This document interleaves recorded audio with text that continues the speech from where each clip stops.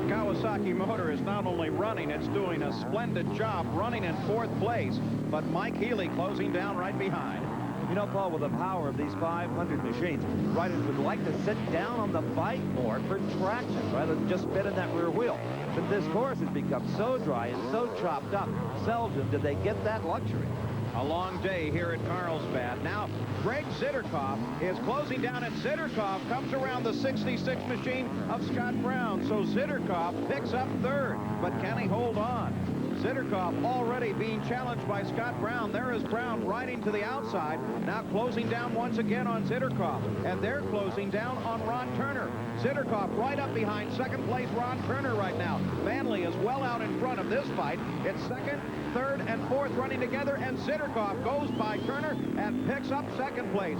So Zitterkoff, with a sudden spurt of energy, has been able to move up in the field, and now look at Brown. Brown comes up to challenge Zitterkoff. Zitterkoff turns around, tries to find out where Brown is, and just in that move, it is Brown that moves into 2nd place. What a tremendous fight we're seeing here as the Kawasaki of Brown moves up into 2nd place behind the leader Manley and begins to pull away now from Zitterkoff.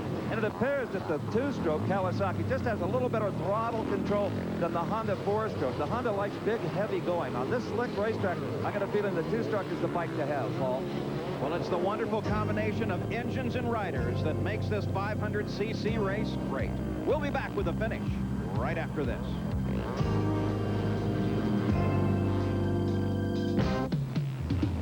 Well, the final lap is underway in the 500cc Moto number 2 here at Carlsbad Raceway. I'm Steve Evans along with Paul Page, and you couldn't ask for more variety. 2 Kawasaki's on the top, then an ATK, then a KTM, and then a Honda, Paul. Well, Brian Manley on the Kawasaki has the track all to himself. That's what a leader looks for. And boy, he has to feel great. In fact, a little bit of showmanship coming on this last lap. He's not driving as conservative as maybe you or I would have, but that's why he is the champion he is. On his way to a checkered flag, totally unchallenged. Look, nobody behind him. It's as if he's practicing alone on the course, but this is a 500cc Moto 2 race. He's closing down on a back marker, but what lies ahead and is so important is the checkered flag. And there she is, number 29, Brian Manley wins Moto number 2 here at Carlsbad. And that moves him way up in the CMC Golden State National Series final points. Look at this race for 6. Derek Brown and Mike Brown.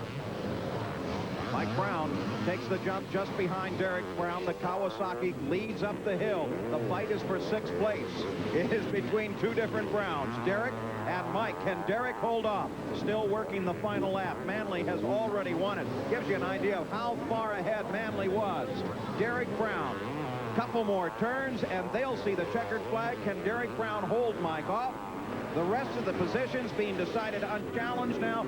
This is the battle on the race course, and it is for 6th place. 4:25 is Derek Brown. Mike Brown takes a final run at it, but he can't get it done. Derek Brown finishes in 6th. Mike Brown comes across in 7th.